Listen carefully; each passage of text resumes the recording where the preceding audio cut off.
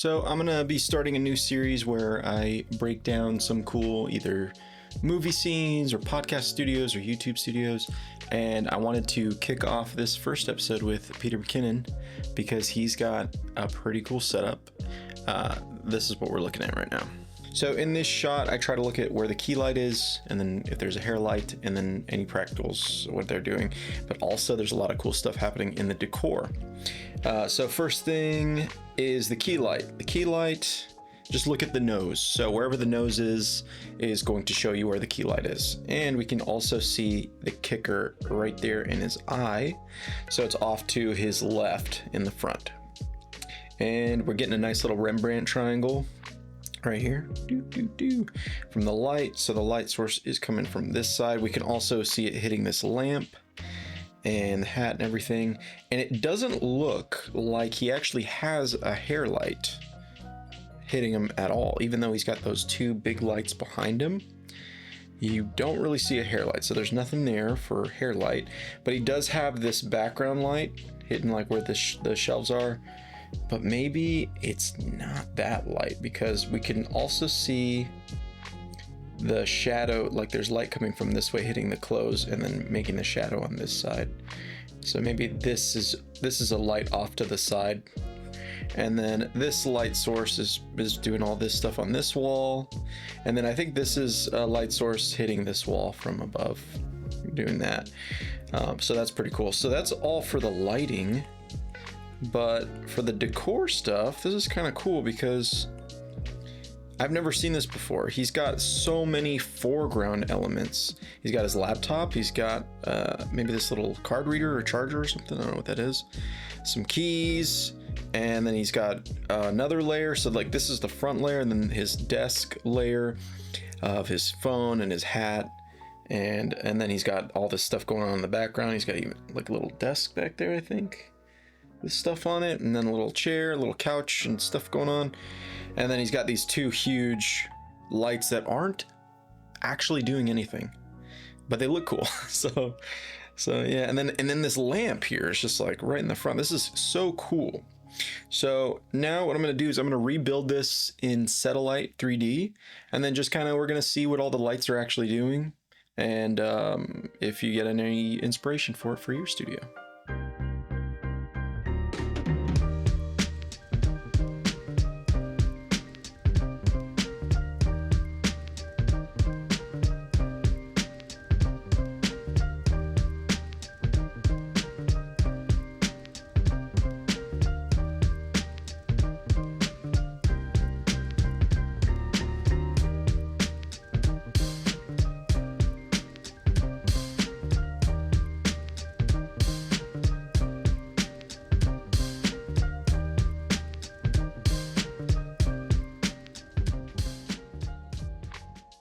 All right, so I built this from scratch, and let's just kind of take a look at what's happening in the shot.